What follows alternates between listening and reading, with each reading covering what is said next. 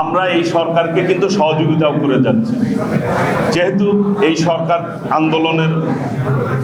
জনতার আন্দোলনের ছাত্র জনতার আন্দোলনের মধ্য দিয়ে প্রতিষ্ঠিত হয়েছে। কাজেই এই সরকার ব্যর্থ হলে শহীদের রক্ত কিন্তু বৃথা যাবে। নির্বাচনের দাবি কিন্তু বাংলাদেশে আপামর জনসাধারণ মানুষ 14 সালে ভোট দিতে পারে না, 18 সালে ভোট দিতে পারে না, 24 সালে ভোট দিতে পারে না।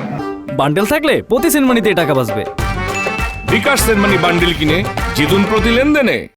প্রায় 3,60,00,000 তরুণ ভোটার, যারা ভোটার হওয়ার সত্ত্বেও তাদের নাগরিক অধিকার প্রতিষ্ঠা করতে পারে নাই। কাজেই সেই ভোটের অধিকার প্রতিষ্ঠার আন্দোলন এই দেশের মানুষ জনগণ করেছে। নির্বাচন একটি গণতান্ত্রিক প্রক্রিয়া। এই সরকার আমাদের ভারপ্রাপ্ত চেয়ারম্যান দেশনায়ক তারেক রহমানের নেতৃত্বে ছাত্র জনতার ঐক্যবদ্ধ আন্দোলনে ফসল। কাজেই গণতন্ত্রের যে আকাঙ্ক্ষা জনগণের, সেই আকাঙ্ক্ষা এই সরকার দ্রুত পূরণ করবে, এটাই হচ্ছে স্বাভাবিক বিষয়। আমরা দলের পক্ষ থেকে এই দাবি সবসময় জানিয়ে যাচ্ছি, যত তাড়াতাড়ি সম্ভব একটি নির্বাচনের রোডম্যাপ ঘোষণা করবে। আমরা এই সরকারকে কিন্তু সহযোগিতাও করে যাচ্ছি, যেহেতু এই সরকার জনতার আন্দোলনের ছাত্র জনতার আন্দোলনের মধ্য দিয়ে প্রতিষ্ঠিত হয়েছে। কাজেই এই সরকার ব্যর্থ হলে শহীদের রক্ত কিন্তু বৃথা যাবে। কাজেই শহীদের রক্তকে আমরা যেই উদ্দেশ্যে শহীদরা রক্ত দিয়েছে, গণতন্ত্র, সেই গণতন্ত্র একটি নির্বাচন ব্যবস্থার মধ্য দিয়েই কিন্তু প্রতিষ্ঠিত হয়।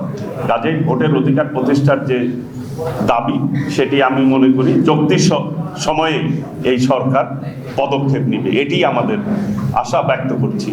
আর দলের সিদ্ধান্ত, দলের একটি নীতি নির্ধারণী কমিটি রয়েছে এবং সকলে মিলেই কিন্তু দল সিদ্ধান্ত নেয়। কাজেই আমি দল পরবর্তী কি সিদ্ধান্ত নিবে সেটি কিন্তু এই মুহূর্তে আমার বলার পক্ষে সম্ভব না, বলা উচিত না।